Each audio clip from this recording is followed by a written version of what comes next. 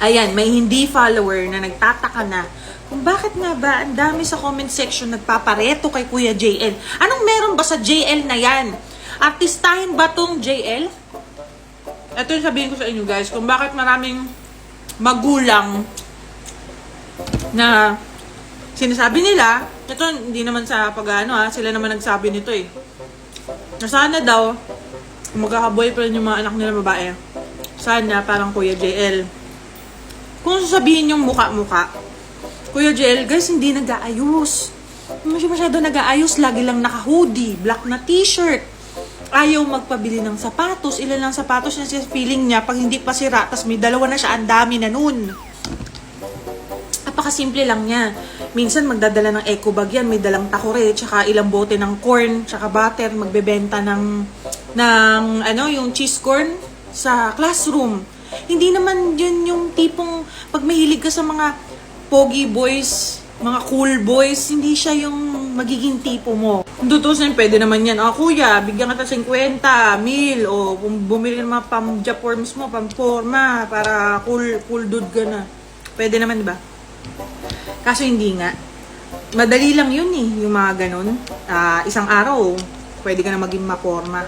Pero kasi siguro ito lang feeling ko, kaya gusto nila, si Kuya Jel, una sa lahat, parang magkakaroon sila ng tita na parang tropa lang. Ako yun. Si Zoe, makulit din. Happy lang yung vibes namin. Si Kuya JL, sigurado ako na hindi pambababae magiging problema mo kay Kuya JL. Ang magiging problema mo kay Kuya JL, hindi ka pinopost kasi wala ka social media. Ano pa, pag nakipag-away ka, gumawa ka ng away, tatahimik lang yun o kaya tulog kasi ayaw niya ng mga ganong issue. Di pa nga siya ready. So, yung mga ganito na feeling niya na kaya maraming gustong makakilala kay Kuya JL, puro siya ganon. Hindi. Mas lawakan mo yung pag-iisip mo. Hindi siya magastos, mabait siya. Ito, natatawagin ako. Lenny! Ay ka dito.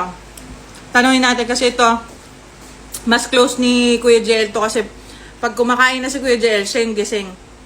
Pag i-describe mo si Kuya JL, paano mo i-describe? Tahimik, no? Tahimik. Tisoy. Hindi, sa ugali, magalang ba siya? Tahimik. May sariling, magalang lagi may po, ma'am. Laging may sariling mundo yung gusto niya sabihin. Ganun lang siya. Hindi masyadong lumalabas, diba? Lalabas lang pag magano ng pusa. Si Kuya JL, pag may nakita siyang stray cat, yung walang bahay na cat, yung palaboy na cat, maglalabas ng tuna yan sa stockroom namin. Papakain niya doon sa stray cat na yon. Pinuproblema niya yung mga walang bahay na pusa. Ang masisigurado ko lang, si Kuya JL at si Zoe, mababait na mga bata. Yun ang importante sa amin.